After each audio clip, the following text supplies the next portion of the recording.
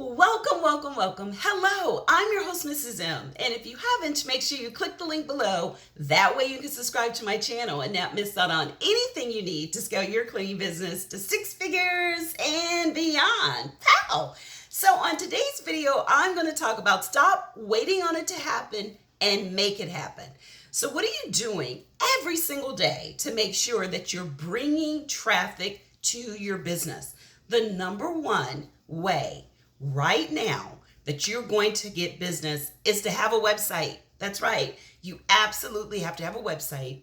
And then you have to do things like search engines and getting people's emails. And there is a system to everything you do. There should be a system. Nothing should just be throwing it out there and see what sticks. So having a system to make sure that you bring traffic, a system to get them to sign the contract, and definitely a system to keep them is something you need to do right now. Well, if you'd like to learn more, then guess what you can do? You can actually click to register for my free